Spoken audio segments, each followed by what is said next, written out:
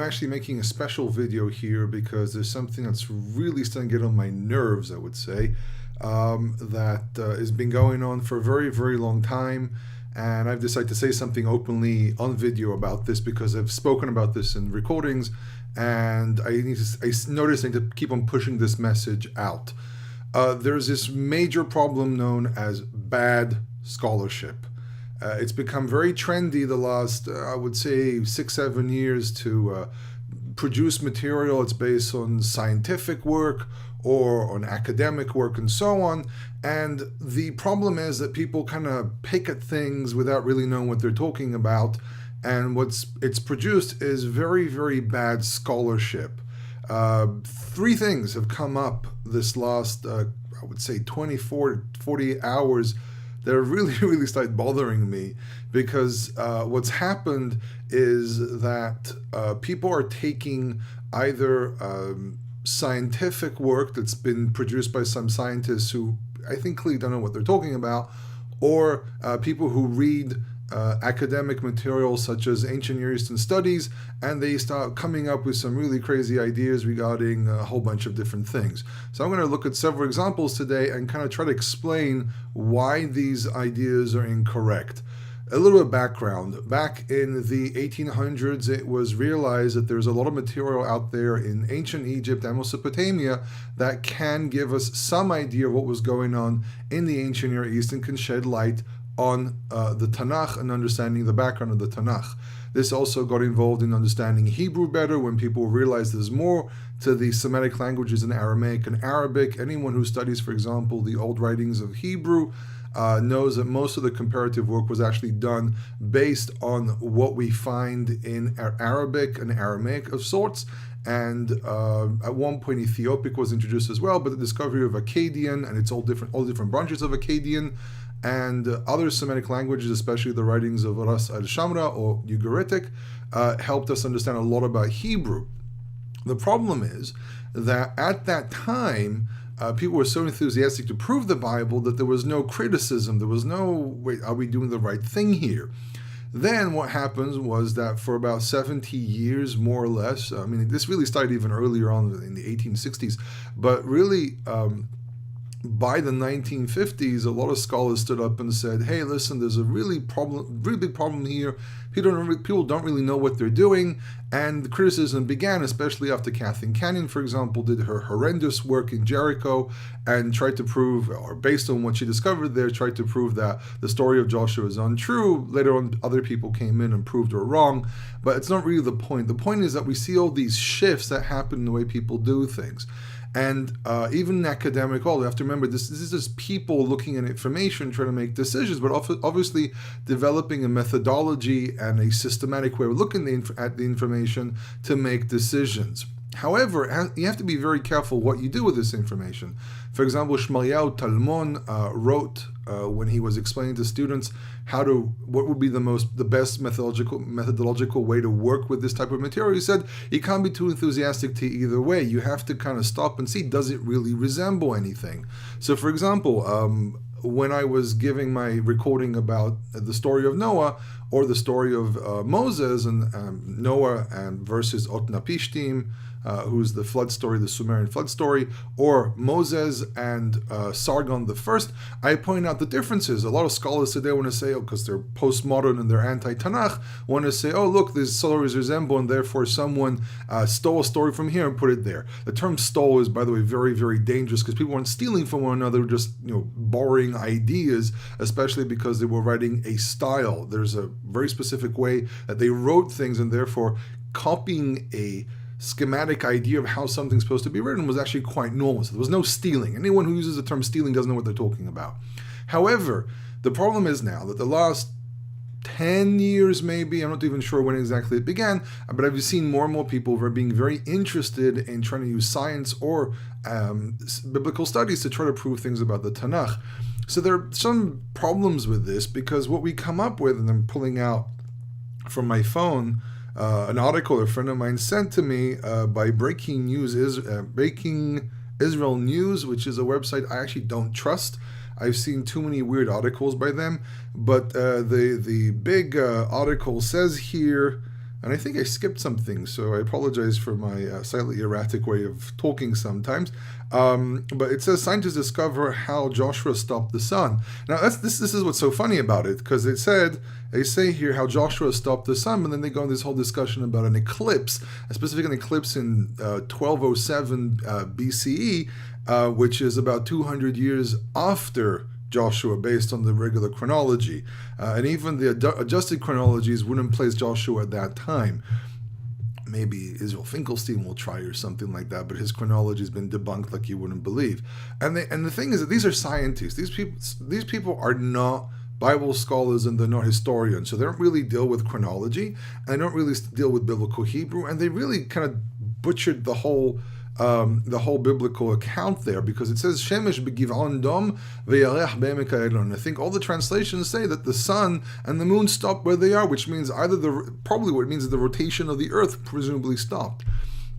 And here's the problem with this. They go into this whole thing of, well, we find in the book of Psalms that the word dom might mean go dark, and they use a verse as dom el Adonai. It's really doesn't even say that. It means stop, be silent, stop speaking. So even there, the term dom, and by the way, dom to this very day means to stand still, even in modern Hebrew. Therefore, they're trying to play around with the text and try to find something remote to try to prove the Tanakh, and really what they're doing is a disservice to the Tanakh, because people who are a lot more critical will turn around and say, look, these religious nuts are trying to prove something which they can't prove. So really, when people do stuff like this, they're really doing a disservice.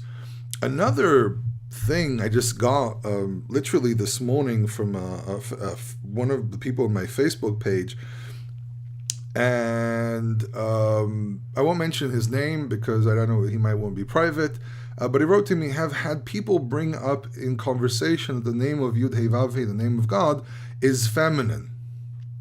I read this and I have so many theological questions going through my head at the moment I read stuff like this. Do you have anything to study, anything studying of this, any studies of this, probably you meant, and so on, and without getting into too complex into the Hebrew. Now here's the thing, again, this is a case where someone's using partial information, not my friend here, but someone's using partial information to try to understand something they clearly don't understand. The fact that the name of God ends presumably with a va at the end, or wa, depends, vav or double or wa, it doesn't really matter at the moment, is again an indicator of someone who doesn't understand historical grammar, does not understand how to implement the rules of nominal morphology onto names, where we have the morphology of nouns, which do one thing, and then what names do, which is another thing. So again, this is a case where people are spreading information based on very, very partial understanding of what they're reading, and this is a very, very dangerous practice.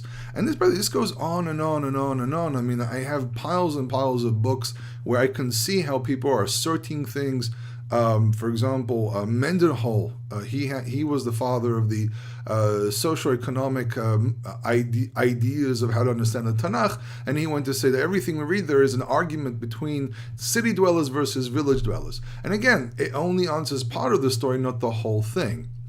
And the number of examples is immense. I mean, it goes on and on and on in so many areas, in so many things, in understanding Hebrew, in understanding everything imaginable. Now, here's the thing. I, for one, am just an individual. I have my ideas, I have my opinions about things, and you can disagree with me, and I can disagree with you, or we can agree on things, provided that we bring in evidence of what we say. What I'm noticing is that people find a little piece of information, a little tiny little thing, and they run with it as if it's absolute truth. Now, you have to understand something again. I'm a scholar. I'm almost done with my degree in history and biblical studies. I am planning to go on into much more advanced material, but the level of study I reached, and my professors have told this to me over and over again, that the material that we're studying and the courses I'm taking are a lot more advanced than what I'm actually doing for my degree.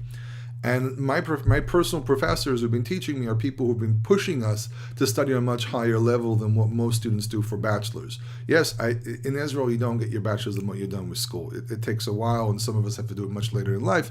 But I've been involved in this since the age of 15, so I've been in this for 20 years. And I grew up in an environment where academics was very, very, very, very big and promoted. And the thing is that the rule about academia is that you're looking for evidence. It's a difference between theology or religion versus academia. In theology and religion, you're based on the idea of revelation, you're based on the idea that you somehow receive special information, and the moment you, as a religious authority, say something, that's it. You're done. Now, in religious circles, that's perfectly fine. And I am planning, when I'm done with my series on things that have to do with marriage and married life, and there is another recording about to come out about polygamy and adultery and so on. And I haven't, it's not perfect yet because the last couple of weeks have been kind of nuts, but I'm going to publish it, though the sources are lacking at the moment. I don't have the sources on the video itself. I'll add it later on. But when I'm done with that, I also want to talk about the subject of authority. I've opened up this subject a couple of times in other recordings that I've done. You can go to my SoundCloud or to other media that I've worked on, like Truth to You or Talking Torah. And I've mentioned this a couple of times in these places, but I'm planning on doing something a lot more complex than that. And the thing is that in religious authority, yes, that's how it works. You have a religious authority, and whatever they decree, that's it. However, in academia, and this is the thing, and this is my advice to anyone who wants to use academia. In academia, you need to produce evidence. You can't just say, oh, I think it's this and that. Or the number of people have said to me, I read this book, I kind of agree with some of the stuff he says and some stuff I disagree with. That's a blanket argument. I mean, okay, what didn't you like? Or what you did like? And why is that so? And that's really how it works. So again, if you're talking out of a religious authority, whatever religious authority you're working through, if it's through your rabbi or through Jewish religious texts, or if it's through a lot of people that I know, through some kind of revelation they have or whatever it might be, though the whole subject of revelation, I've actually spoken about this a little bit, about the whole subject of prophecy as well. There it's perfectly fine. But if you are going to pick up a book that is an academic book and you're going to use the information in an academic book, you have to be discerning. You have to look at it, stop and say, does it fit or not? If it remotely fits, then you have to sometimes do hula hoops in the air to prove that what you just read is correct and it fits what you're describing, or it fits the verses that you're dealing with. And that's really going back, and kind of finishing this off, going back to this whole thing about these scientists. They found that there was an eclipse somewhere. There was an eclipse in the land. Great, eclipse. But does an account of an eclipse really fit the depiction? And you have to stop and think for a moment. Joshua needed light. There were several things about battles in the ancient world. First of all, you never waged war during the night. It was dangerous, especially if you're attacking a city. But here, this is an open field battle. But the thing is that he needs light to be able to battle. Another thing, for example, they would have done in the ancient world is they would never battle during winter because there was less daytime and it sometimes would rain. It was very difficult to fight. So that's the thing. Sometimes when we look, and especially, for example, the period that we're talking about where Joshua goes through his massive conquering, which was probably done mostly just after they came in, and then they kind of had battles here and there, but the big charge where everyone was attacking was during spring and summer, which is the ideal time to go out to war. So there's no logic here to argue that there was an eclipse because darkness meant that you had less light, you couldn't battle that well. And that's the thing. So no one stopped here to think. None of these scientists, and again, whatever field they're in, I mean, they probably know what they're doing, but when it comes to Tanakh, you have to kind of take the advice of someone who's in the discipline you're trying to deal with. And that's the problem a lot of times with religious people, that they, I'm religious as well, but that's the problem with religious people. We're so eager to try to prove what we believe in that we sometimes say things which are completely ridiculous. So my advice regarding using any academia or any evidence when it comes to religion, stop and think and see, does it really fit? And if it does or doesn't, you also have to produce a certain level, at least one or two arguments to prove your point, and we can't just take your word for it. You have to kind of prove what you're saying. And if you ever pick up a background book for the Tanakh, any academic background or something, I also recommend check who the writer is, because there are different types of writers. There are different people that come from different disciplines. I mean, I once heard of a guy that his background is originally in something in the sciences. I can't remember exactly what it was, and he decided that he wants to be a Bible scholar, and he got his degree in biblical studies without much background. So it made me wonder a little bit. I mean, if you really want to be an expert in certain things, you really have to start off from that area. But obviously, people change their disciplines later on, and then they really have to take a lot of background courses and everything. But that's the thing. If you're a doctor, then you can't be talking about physics, and if you're a biologist, you can't be talking about literature. I mean, you might have some information and knowledge because you might be a very good reader, and you might have read a few theories. But there's people who it's their expertise, and then there are people who dabble in these things. So, in any case, this is just me ranting on about the problem, a major problem that I keep on seeing, and some recommendations of what I think should be done about this for other fellow teachers and for the layman, and also some warning regarding stuff that you see online all the time. In any case, I hope you enjoyed this video. Don't forget to like and subscribe. Don't forget to visit my website, HebrewInIsrael.net, and don't forget to visit me on Facebook, Hebrew in Israel. And hope everyone has a great week. Kol Tov.